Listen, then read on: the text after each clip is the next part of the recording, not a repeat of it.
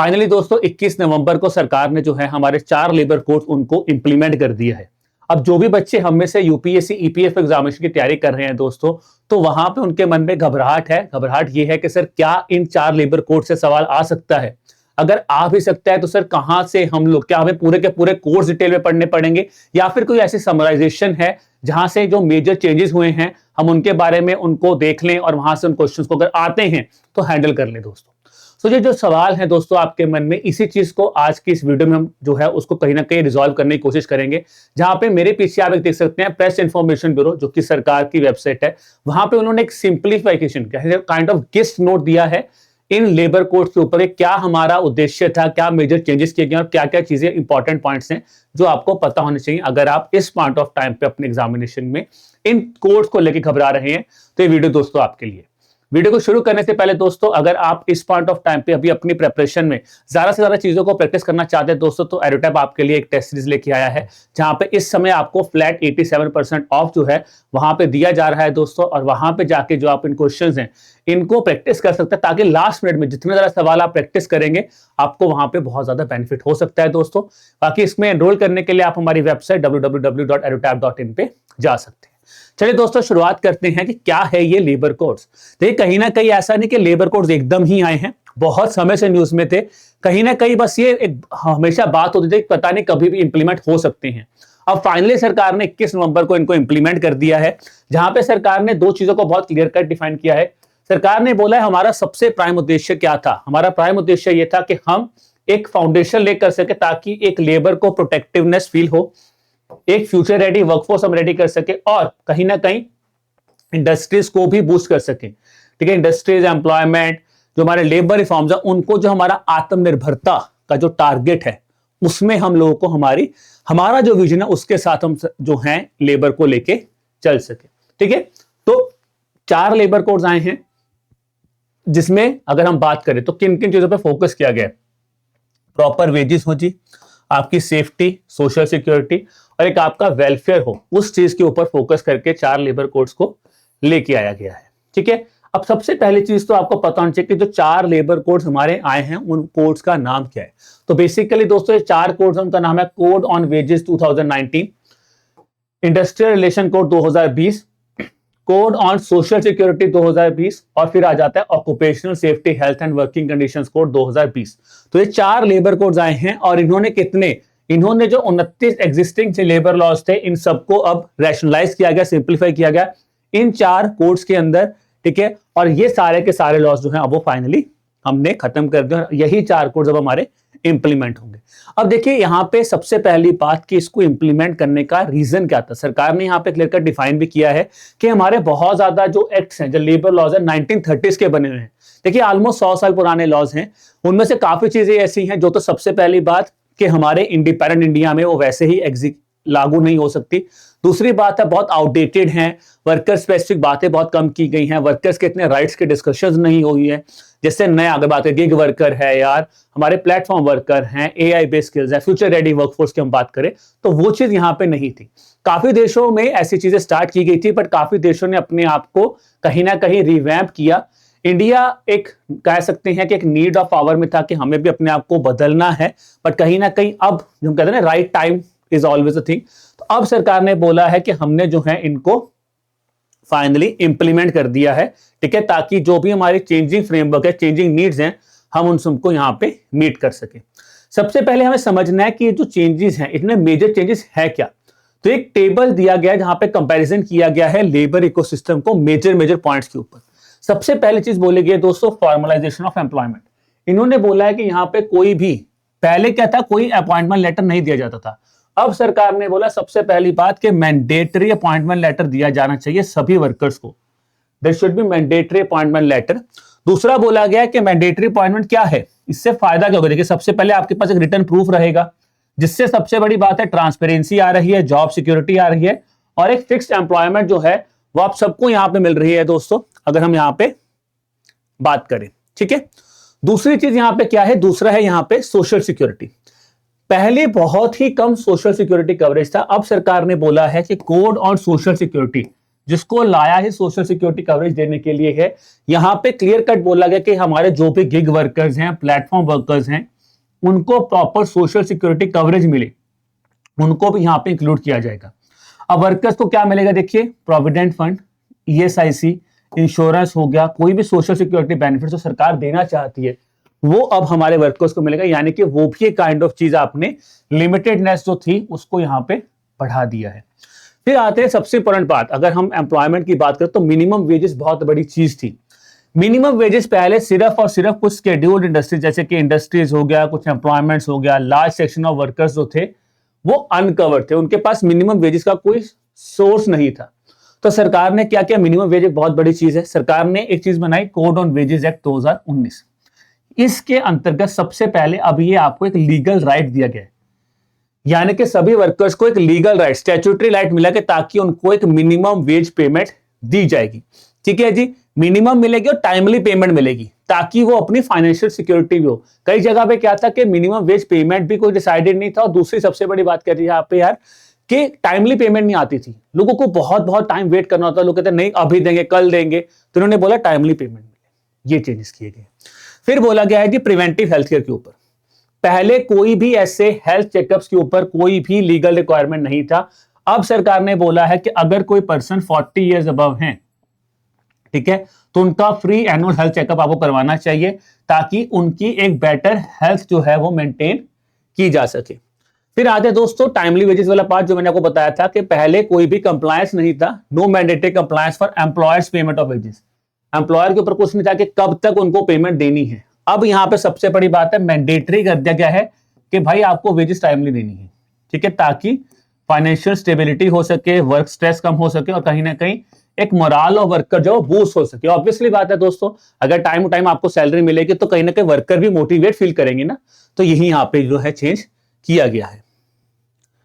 फिर आ जाते हैं दोस्तों वुमेन वर्कफोर्स को लेके। वुमेन वर्कफोर्स को लेके यहाँ पे इस कोर्स में बहुत बार आप आगे भी देखेंगे जो डिस्कशन किया गया है, सबसे बड़ा डिस्कशन ये किया गया कि वुमेन्स एम्प्लॉयमेंट एंड नाइट जो था वो रिस्ट्रिक्टेड था, कि नाइट में वुमेन जॉब नहीं कर सकती हैं, कुछ ऑक्यूपेशंस को लेके यहाँ पे रिस्ट्रिक्टिवनेस थी। अब गवर्नमेंट ने क्लियर कट किया कि वुमेन्स जो हैं वो नाइट में भी वर्क कर सकती हैं, किसी भी तरह के वर्क में वो काम कर सकती हैं। कंडीशन ये लगाई गई है कि आपको उनका कंसेंट लेना है and safety measures are required. तो ये दो चीजें आपको याद रखनी है कि they can work in anything, any type of work, but subject to the consent and required safety measures. और वुमेन्स को यहाँ पे इक्वल अपॉर्चुनिटी दी जाएगी जी, ताकि वो हायर इनकम ले सके और हाई पेइंग जॉब रोल्स जो हैं वहां पे वो जॉब कर सके, ज्यादा बेटर इनकम जो है वो अर्न कर सके और इक्वल अपॉर्चुनिटीज उनको मिले अर्निंग हायर इनकम्स के लिए। फिर आते हैं ईएसआईसी कवरेज, जिसको बोलते हैं employee state insurance corporation coverage. ESIC coverage जो पहले था बहुत नोटिफाइड, लिमिटेड एरियाज में नोटिफाइड था, फ्यूअर देन 10 एम्प्लॉयज जो था वहां पे जनरली हम उनको एक्सक्लूड ही कर देते थे कि नहीं भाई उनको रिक्वायर्ड नहीं है। फिर यहाँ पे क्या था प्रॉब्लम, कहां पे प्रॉब्लम है, यहाँ पे hazards process units did not have uniform mandatory, मतलब वहां पे कोई मैंडेटरी नहीं था, लोग इतना ज्यादा हैजार्डस वर्क कर रहे हैं वहां पे उनके लिए ईएसए यानी कि स्टेट इंश्योरेंस जो है एम्प्लॉय स्टेट इंश्योरेंस वो मैंडेटरी नहीं था। तो सरकार ने बोला ये तो बड़ा कंसर्न है, तो सरकार ने सबसे पहले तो क्या किया, बेनिफिट्स जो है उनको पैन इंडिया एक्सटेंड कर दिया ईएसआईसी का। ठीक है, इन्होंने बोला कि हाँ यार जो भी एम्प्लॉयज 10 से कम अगर वहां पे पर्सन हैं तो उनके लिए वॉलंटरी है, बट अगर आप किसी हैजार्डस प्रोसेस में इन्वॉल्व हैं तो चाहे आपके पास एक एम्प्लॉय ही क्यों ना हो तभी भी आपको ये मैंडेटरली ईएसआईसी कवरेज में उस पर्सन को लेके आना पड़ेगा। यानी कि जो ये वाला कंसर्न था हैजार्डस वर्क वाला, इसको यहां पे अब जो है प्रोटेक्शन कवरेज में यहां पे बढ़ा दिया गया है। फिर आते कंप्लायंस बर्डन, तो ये भी बहुत बड़ा इशू था जी, बहुत ज्यादा मल्टीपल रजिस्ट्रेशन थे, लाइसेंसिंग नेटवर्क्स थे, बहुत ज्यादा डिफरेंट लेबर लॉज, तो बहुत ज्यादा टीडियस हो रहा था काम, कॉम्प्लिकेट हो रहा था, अननेसेसरी लोगों के टाइम ज्यादा लग रहे थे। तो उसको बहुत सिंप्लीफाई किया गया कि सिंगल रजिस्ट्रेशन सिस्टम कर दिया गया है, पैन इंडिया बेस्ड आपको सिंगल लाइसेंस मिलेगा और सिंगल रिटर्न ही आपको फाइल करनी, यानी कि जो आपको डिफरेंट लेबर लॉज में घूमना पड़ता था वो चीज यहां पे इसको सिंप्लीफाई कर दिया गया है। ठीक है, अब आते हैं कि डिफरेंट सेक्टर्स में क्या क्या मेजर रिफॉर्म्स जो हैं वो किए गए हैं। सबसे पहले आते हैं जी फिक्स टर्म एम्प्लॉयज को लेकर क्या बोला गया। उन्होंने बोला जो भी फिक्स टर्म एम्प्लॉयज हैं will receive all the benefits equal to permanent workers. ठीक है, उनको लीव हो गया, मेडिकल हो गया, सोशल सिक्योरिटी सब कुछ मिलेगा। ठीक है जी, that is equal to the permanent workers जो फिक्स टर्म एम्प्लॉयज हैं। और दूसरी बात यह है अब उनको भी ग्रेचुइटी मिलेगी 1 साल के बाद। पहले ये प्रोविजन था 5 साल का, अब 1 साल के बाद जो है they will be getting the gratuity here. ठीक है, फिर आ जाता है इक्वल वेजेस, जो मैंने बोला था equal wages as permanent staff, increasing income and protection. Obviously बात है, परमानेंट स्टाफ की तरह इक्वल वेजेस मिलेंगी, डायरेक्ट हायरिंग की जाएगी। ठीक है, और यहां पे मैं बात करूं जो कंट्रेक्चुअलाइजेशन है उसको कहीं ना कहीं कम करने की बात यहां पे की गई है। फिर आते हैं गिग वर्कर्स। पहली बार हुआ है दोस्तों कि किसी एक्ट में हमने प्रॉपर गिग वर्कर और एक प्लेटफॉर्म वर्कर जो है इनको डिफाइन किया गया है। ठीक है, सो इनको प्रॉपरली डिफाइन किया है कोड ऑन सोशल सिक्योरिटी के अंदर। ठीक है जी, आई थिंक आप देख लेना कोड ऑन वेजेस, जो आपने पढ़े भी होंगे, तो एक बार इनकी डेफिनेशन आप प्लीज एक बार गोल थ्रू कर लीजिएगा। और दूसरा बात आता है कि एग्रीगेटर्स को ये बोला गया कि they must contribute 1 to 2% of the annual turnover. ठीक है जी, which is capped at 5% of the money payable to gig and platform workers, वो आपको कहीं ना कहीं उतना कॉन्ट्रीब्यूट उनको करना है। फिर आधार लिंक्ड यूनिवर्सल अकाउंट नंबर जो है वो दिया जाएगा, ताकि उनके जो बेनिफिट्स हैं इजी हो सके, एक्सेसिबल हो, पोर्टेबल हो और अवेलेबल हो सभी जगह पे, रिगार्डलेस ऑफ देयर माइग्रेशन। ठीक है, फिर आता है गिग वर्कर। फिर आता है जी अगला पार्ट आता है कॉन्ट्रैक्ट वर्कर। तो देखिए कॉन्ट्रैक्ट वर्कर के केस में यहाँ पे क्या बोला गया है, सबसे पहली बात जैसे मैंने फिक्स टर्म एम्प्लॉयज में बोला, वो ऑब्वियसली एम्प्लॉयबिलिटी बढ़ेगी, सोशल प्रोटेक्शन होगा, लीगल प्रोटेक्शन तो मिलेगा ही मिलेगा। यहां पे भी ये बोला गया है कि जो यहाँ पे हमारे फिक्स टर्म एम्प्लॉयज हैं उनको 1 साल के बाद कॉन्टिन्यूस सर्विस के बाद उनको ग्रेचुइटी मिलेगी। और यहाँ पे ये बोला गया कि यार प्रिंसिपल एम्प्लॉयर जो है उनको हेल्थ बेनिफिट्स जो हैं, आपके सोशल सिक्योरिटी बेनिफिट्स जो है वो कॉन्ट्रैक्ट वर्कर्स को भी देने हैं। यानी कि जो हेल्थ की बात हो रही है, सोशल सिक्योरिटी की बात हो रही है, सोशल प्रोटेक्शन कवरेज पे काफी ज्यादा ध्यान दिया गया है कि किसी भी वर्कर को, चाहे वो फिक्स टर्म वर्कर है, गिग एम्प्लॉय है, आपने बोला कॉन्ट्रेक्चुअल वर्कर है, यार उनको भी आपको वो बेसिक चीजें प्रोवाइड करनी है। ये एक बहुत बड़ी चीज है जो इन कोर्स पे आने से चेंज होंगी। फिर मैंने बोला फ्री एनुअल हेल्थ चेकअप, अभी बताया था कि 40+ एज हो जाती है तो आपको फ्री एनुअल हेल्थ चेकअप्स भी जो है वो प्रोवाइड किए जाएंगे। फिर आते हैं जी वुमेन वर्कर्स को लेकर क्या क्या चेंजेस किए गए। सबसे पहली बात तो उन्होंने जेंडर डिस्क्रिमिनेशन को बिल्कुल ही खत्म कर दिया। उन्होंने बोला कोई भी ऐसा वर्क नहीं है जहां पे आप बोलेंगे सिर्फ मेल डोमिनेटेड वर्क है, जेंडर डिस्क्रिमिनेशन बिल्कुल खत्म कर दिया गया है। उन्होंने बोला इक्वल पे दी जाएगी इक्वल वर्क के लिए। ठीक है जी, वुमेन्स जो हैं वो नाइट में काम कर सकती हैं, माइनिंग में काम कर सकती हैं, हैवी मशीनरी में काम कर सकती हैं।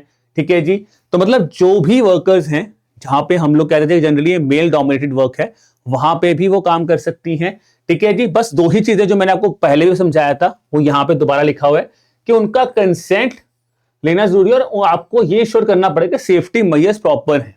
ठीक है, फिर वुमेन्स रिप्रेजेंटेशन पक्का होना चाहिए। तो ये एक बहुत इंपॉर्टेंट पार्ट है कि ग्रीवांस रिड्रेसल में, क्योंकि अगर आप इक्वालिटी की बात कर रहे हैं तो यहां पे लिखा गया है कि ग्रीवांस रिड्रेसल मैकेनिज्म में आपको दोस्तों क्लियर कट इट्स मैंडेटरी कि वुमेन का पार्टिसिपेशन होना चाहिए। और यूपीएससी जनरली ऐसी टर्म्स पे ही हमसे खेल सकता है कि मैंडेटरी कहा गया है, नंबर नहीं बोला बट ये बोला मैंडेटरी पार्टिस रिप्रेजेंटेशन होनी चाहिए। फिर ये बोला गया है अब उनकी जो आप कह सकते हैं कवरेज है, डिपेंडेंट कवरेज है, उसमें पेरेंट्स इन लॉज हो गए, फैमिली जो है वो डेफिनेशन में इंक्लूड किए गए हैं ताकि जो एक्सपेंड किया सके उनके डिपेंडेंट कवरेज और इंक्लूसिविटी को लेके। फिर यूथ के ऊपर आते हैं जी, यूथ के ऊपर क्या मेजर चेंजेस किए गए हैं। सबसे पहली बात है मिनिमम वेज गारंटेड कर दी गई है, वो मैंने आपको ऑलरेडी बताया ऊपर भी। देखिए उन्हीं चीजों को ना अब इन्होंने क्या किया है, सेक्टर स्पेसिफिक थोड़ा सा एक्सप्लेन कर दिया कि यहाँ पे मिनिमम वेज गारंटी कर दी गई है। जो भी वर्कर्स हैं उनको अपॉइंटमेंट लेटर दिया जाएगा, यानी कि social security, employment history, formal employment, एक कहीं ना कहीं फॉर्मलाइजेशन सिस्टम आप लेके आ रहे हैं। फिर बोला गया है कि एक डिसेंट स्टैंडर्ड ऑफ लिविंग के लिए उनको बोला गया कि आपको वेजेस जो हैं as per the floor wage दी जाएगी, जो कि central government time to time determine करती रहेगी। तो यहां पे एक पॉइंट याद रखना बड़ा इंपॉर्टेंट है, फ्लोर वेज वाला कंसेप्ट, और ये सेंट्रल गवर्नमेंट डिसाइड करेगा। ठीक है, देन आते हैं एमएसएमई वर्कर्स। तो भाई ऑल एमएसएमई वर्कर्स जो हैं वो सोशल सिक्योरिटी कोड के अंदर एलिजिबल हैं। ठीक है जी, based on the employee count here. Minimum wage guarantee है, यहाँ पे भी एक्सेस मिल जाएगा, canteen, drinking waters, rest series, वहां पे उनको इस चीज का एक्सेस दिया जाएगा। और कहीं ना कहीं हम बात की जाए स्टैंडर्ड वर्किंग आवर्स जो हैं वो प्रोविजन आएगा कि स्टैंडर्ड वर्किंग आवर्स होने चाहिए, और अगर कोई बंदा ओवर टाइम करे तो डबल ओवर टाइम वेज होनी चाहिए और पेड लीव आपको मिलनी चाहिए। ठीक है, अगर आप कोई ओवर टाइम कर रहे हैं या किसी छुट्टी वाले दिन काम कर रहे हैं तो you should get a paid leaves also, और वही चीज टाइमली वेज पेमेंट यहाँ पे इंश्योर कर दी गई है। फिर आते हैं बीड़ी एंड सिगार वर्कर्स, तो यहाँ पे भी अगेन मिनिमम वेजेस गारंटी की गई है। दूसरा पॉइंट यहाँ पे वर्किंग आवर्स को लेकर चीज बोली गई है कि वर्किंग आवर्स आपके 8 से 12 घंटे होने चाहिए पर डे, और maximum 48 hours per week has been capped at. तो ये एक इंपॉर्टेंट पॉइंट याद रखना। अब ये इनको स्पेसिफिकली हाईलाइट किया गया है दोस्तों बीडी और सिगार वर्कर्स के कंटेक्स्ट में, ठीक है। तो अगर मैं बात करूं थोड़ा सा इस पीडीएफ के साथ समराइजेशन लेके चलें, तो हो सकता है कि आपको इन कॉन्टेक्स्ट तो ये पूछे बीडी एंड सिगार वर्कर्स का टाइम ड्यूरेशन क्या है, that is 48 hours per week, cap कर देंगे उनके ऊपर। ओवर टाइम वर्क बोला गया कि भाई ओवर टाइम जो है बियॉन्ड प्रिस्क्राइब्ड आवर्स जो है उसको ओवर टाइम कंसीडर किया जाएगा, और वो भी देखिए कितना बड़ी बात है, वो भाई कंसेंट बेस्ड है, आप किसी को धक्के से रोक नहीं सकते, इट्स अ कंसेंट बेस्ड। और अगर बंदा मान जा रहा है तो आपको यू हैव टू पे at least double the normal wage rate है। बहुत बड़ी चीज उन्होंने बार बार बोली है, कंसेंट, बिकॉज बहुत बार आपने ये चीज फील की होगी कि यार बहुत लोग काम करते हैं, ओवर टाइम करते हैं, ना तो उनको ओवर टाइम किया जाता है, रोक लिया जाता है कई बार स्टाफ को कि नहीं आप रुकिए आपको काम करना है। तो एक कंसेंट वर्ड यहां पे बहुत बार इन्होंने हाईलाइट किया कि कंसेंट बेस्ड है, और अगर कोई बंदा मान जाता है तो उसको डबल आपको नॉमिनल वेज का पे करना पड़ेगा। अगेन टाइमली पेमेंट है, वर्कर्स जो है अब वो बोनस के लिए भी एलिजिबल हैं, ठीक है, after completing 30 days of work in year. अगर वो 1 महीना काम कर लेते हैं तो वो बोनस के लिए एलिजिबल हैं। फिर आ जाता है जी हमारा प्लांटेशन वर्कर्स, जहां पे केमिकल्स बहुत ज्यादा इन्वॉल्व है। तो यहां पे बोला गया कि यार उनको जो है, ठीक है ना, जो हमारा हेल्थ को लेके जो हमारा कोड है, सोशल सिक्योरिटी कोड है, उनको वहां पे जो है they have been brought up there. Labour codes जो हैं वो अप्लाई करेंगे उन प्लांटेशंस के लिए जहां पे 10 से ज्यादा 10 वर्कर्स और, ठीक है, या फिर 5 से ज्यादा हेक्टेयर का अगर वो प्लांट है तो वहां पे जो है ये चीज एप्लीकेबल होगी। फिर दूसरी बड़ी बात आता है, बिकॉज यहाँ पे केमिकल्स बहुत इन्वॉल्व होते हैं, तो बोला गया कि मैंडेटरी सेफ्टी ट्रेनिंग आपको देनी ही देनी पड़ेगी। It's being mandatory that a safety training on handling, storing and using of chemical should be provided here. इसके साथ साथ आपको प्रोटेक्टिव इक्विपमेंट्स में मैंडेटरी कर दिए गए ताकि कोई भी एक्सीडेंटल और केमिकल एक्सपोजर ना हो उन वर्कर्स के लिए। फिर यहां पे बोला गया कि ईएसआई के जो भी मेडिकल फैसिलिटीज हैं, एजुकेशन फैसिलिटीज हैं, वो चिल्ड्रन के लिए गारंटी की जाएंगी फॉर द प्लांटेशन वर्कर्स। फिर आ जाता है जी नेक्स्ट थिंग, ऑडियो विजुअल। देखिए अब ये एक नई चीज है, देखो यही सरकार ने बोला है कि यार कुछ क्राइटेरिया तो थे ही नहीं, अब ऑडियो विजुअल डिजिटल मीडिया हो गया। तो सरकार ने बोला जी digital and audio visual journalist हो गए, डबिंग आर्टिस्ट हो गए, स्टंट पर्सन हो गए, उनको भी पूरा का पूरा बेनिफिट्स जो हैं वो प्रोवाइड किए जाएंगे। दूसरी बात है कि उनके लिए अपॉइंटमेंट लेटर मैंडेटरी कर दिया गया कि there should be mandatory appointment letter for all the workers, जहां पे क्लियरली बोला गया कि उनकी डेजिग्नेशन, कितनी उनकी वेज है और क्या क्या सिक्योरिटी एंटाइटलमेंट्स है, that have to be mentioned here. फिर बोला गया जी टाइमली पेमेंट करनी है, ठीक है, और ओवर टाइम ये बोला गया, यहां पे भी ओवर टाइम किया गया है। If it is working beyond prescribed hours, again वो किस पे बेस होगा, कंसेंट बेस, और कितना होगा, that is double the normal wage rate है। फिर आ जाते हैं माइन वर्कर्स, ठीक है। अब सोशल सिक्योरिटी कोड जो है उन्होंने क्या किया है, जो कुछ एक्सीडेंट से, ठीक है, जो कि एम्प्लॉय रिलेटेड थे, subject to the conditions of time and place of employment, उनको यहां पे कहीं ना कहीं इंक्लूड किया गया है। सेंट्रल गवर्नमेंट ने बोला कि standardise working place, standardise work place occupational safety और हेल्थ कंडीशंस जो हैं एक स्टैंडर्ड्स नोटिफाई किए गए हैं, जो स्टैंडर्ड्स मीट करने पड़ेंगे। Health safety for all workers जो है वो इनको इंश्योर किया जाएगा। फ्री एनुअल हेल्थ चेकअप जैसे मैंने बोला वो होगा ही होगा। वर्किंग आवर्स लिमिटेड है 8 से 12 घंटे के लिए, subject to 48 hours per week to ensure health and work life balance. तो यहाँ पे ये सबसे बड़ी बात है यार, 8 से 12 घंटे उन्होंने बोला एक दिन में आप काम करवा सकते हैं, और मैक्सिमम 48 आवर्स पर वीक का टाइमलाइन यहाँ पे डिपिक्ट किया गया है। फिर आ जाते हैं जी हैजार्डस इंडस्ट्रीज के लिए, अगेन वहां पर उन्होंने यही बोला कि यार एनुअल हेल्थ चेकअप्स करवाएंगे। सेंट्रल गवर्नमेंट को बोला गया कि यार नेशनल स्टैंडर्ड्स जो हैं will frame national standards for better safety of workers here. फिर बोला गया यार वुमेन जो हैं हर एस्टेब्लिशमेंट में काम कर सकती हैं, तो ये एक बड़ा चीज है, ठीक है, including underground mining, heavy machinery, hazards job. Option क्या है कि आपको इक्वल जॉब अपॉर्चुनिटीज मिल सके। मैंडेटरी सेफ्टी कमेटी होनी चाहिए हर साइट के ऊपर, ठीक है, each site for on site safety monitoring and safe handling of hazards chemical ensuring. तो यहां पे मतलब कहीं ना कहीं आपने बोला कि यार सेफ्टी को मद्देनजर रखा गया यहाँ पे, ठीक, सेफ्टी कमेटी आपकी होनी ही चाहिए जो कि ऑन साइट हो। देखो बड़ी बात है ऑन साइट हो, ऐसा नहीं बना के छोड़ दी, ऑन साइट होनी चाहिए। फिर आते हैं टेक्सटाइल वर्कर्स को लेके। टेक्सटाइल वर्कर्स की यहाँ पे बोला गया यार देखो जो भी माइग्रेंट वर्कर्स हैं उनको सबसे पहली बात है इक्वल वेजेस तो दी ही जाएंगी, वेलफेयर बेनिफिट्स दिए जाएंगे। यहाँ पे एक चीज बहुत लिखा गया है कि वर्कर्स जो हैं वो क्लेम ले सकते हैं, can claim for up to 3 years of settlement of pending dues. तो 3 साल के बीच में जो आपको ड्यूज पेंडिंग है उनका क्लेम आप ले सकते हैं। और अगेन अगर ओवर टाइम है तो डबल वेजेस आपको यहाँ पे भी मिल जाएंगे।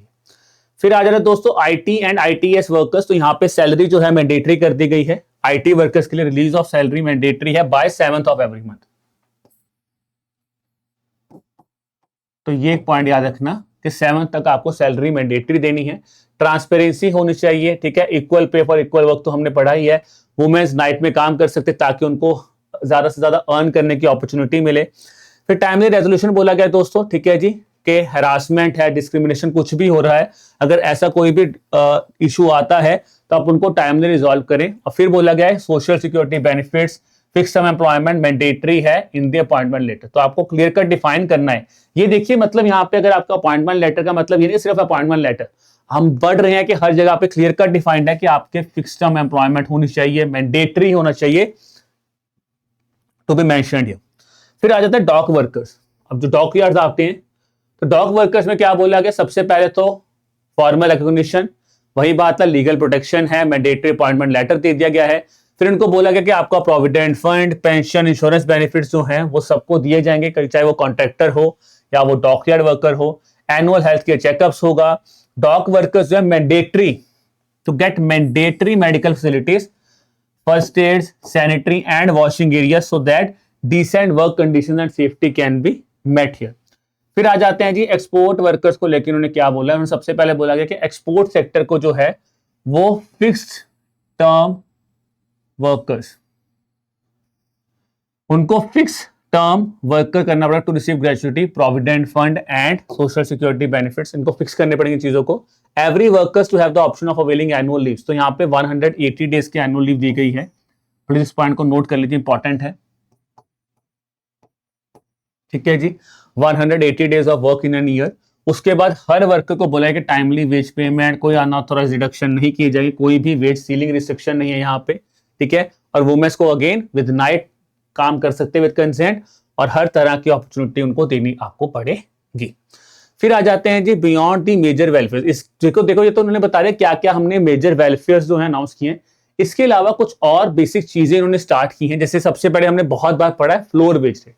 तो फ्लोर वेज रेट का मतलब क्या है कि यार एक मिनिमम वेज रेट डिसाइड किया जाएगा सरकार द्वारा, उसके बियॉन्ड, उसके नीचे जो है आप मनी नहीं दे सकते।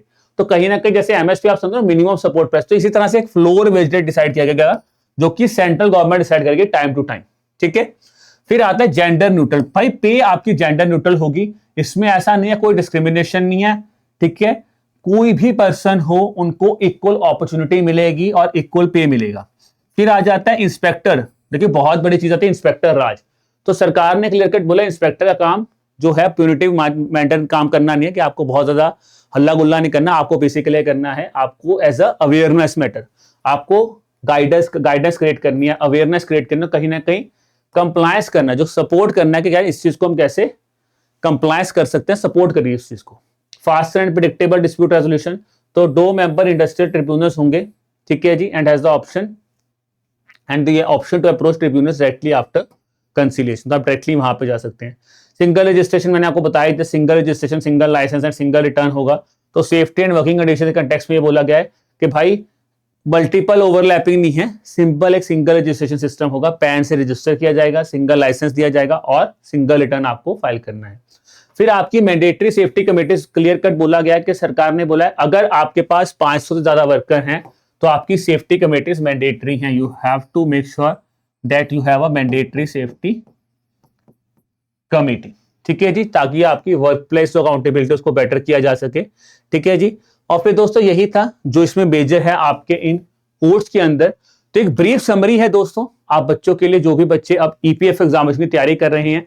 अगेन मैं ये नहीं कहूंगा दोस्तों बिकॉज कोर्स आपने हो सकता है अगर आप काफी टाइम से तैयारी करें तो आपने कोर्स के बारे में एक ओवरव्यू किया होगा, ठीक है। बट क्योंकि अब ये एग्जीक्यूट हो चुके हैं, इंप्लीमेंट हो चुके हैं, तो कहीं ना कहीं डर लगता है कि सर क्या मैं सारा कुछ करूं। तो एक ब्रीफ है जो प्रेस इंफॉर्मेशन ब्यूरो के एक आर्टिकल में सरकार ने हमें बताया है कि यार ये इंपॉर्टेंट चीजें हैं जो हमने की हैं इस कोड के द्वारा, ये हमें लग रहा है हम ये बेनिफिट्स दे रहे हैं। तो ये पीडीएफ जो है दोस्तों आपको हमारे टेलीग्राम चैनल से मिल जाएगा, ठीक है। उसका लिंक आपको डिस्क्रिप्शन में दे दिया गया है दोस्तों, वहां पे जाके आप इस पीडीएफ को ले सकते हैं। बाकी मैं ये भी बोलूंगा दोस्तों कि देखिए बहुत ज्यादा घबराइए मत इस पॉइंट ऑफ टाइम पे, क्योंकि मुझे पता है पैनिकिंग स्टेज आएगा कि सर कहीं ऐसा तो नहीं है कि इसी में से क्वेश्चन आ गए। देखिए पहली बात एग्जाम यूपीएससी का है, पर जनरली यूपीएससी के एग्जाम में जो हमने अभी तक हमारा एक्सपीरियंस कहता है, जो हमने ऑब्जर्व किया है कि यूपीएससी जनरली पेपर अपना 15-20 दिन पहले सेट कर गया होता है। तो हो सकता है कि जो कोड्स आपके जो न्यूज में हैं, तो ऐसा नहीं कि बहुत ज्यादा ही कि अब इसी में से सारा पेपर एकदम आपका बदल जाएगा। चीजें आपने पढ़ी हैं, बस थोड़ा सा आपको काम माइंड के साथ जो मेजर चेंजेस यहाँ पे अनाउंस किए आप एक बार उसके बारे में देख लीजिए, ताकि आपकी बाकी प्रिपरेशन हैम्पर ना हो इस चीज में, ठीक है दोस्तों। तो ये था ये वीडियो दोस्तों, जहां पे हमने एक ब्रीफ समरी डिस्कस की है कि क्या इंपॉर्टेंट चीजें हैं जो इन 4 कोड्स के थ्रू गवर्नमेंट ने एग्जीक्यूट की हैं, ठीक है जी, और क्या क्या मेजर चेंजेस हैं पुराने लेबर लॉ से लेकर नए लेबर कोड्स के बीच में, तो वो पॉइंट्स डिस्कस किए। सेक्टर स्पेसिफिक पॉइंट्स डिस्कस किए कि किन सेक्टर में क्या क्या चीजें की बताई गई हैं, क्या की फैक्ट्स जो हैं उन्होंने बोला है कि आप होल्ड कर लीजिए, और कौन सी ऐसी नई टर्मिनोलॉजीज हैं या कौन से ऐसे नई चीजें जिनको उन्होंने स्पेसिफिकली यहाँ पे क्लियर कट जो है वो डिफाइन किया है, ठीक है दोस्तों। So I wish you all the best for the examination दोस्तों। Keep working hard, keep preparing hard. चलिए जी, बाय बाय।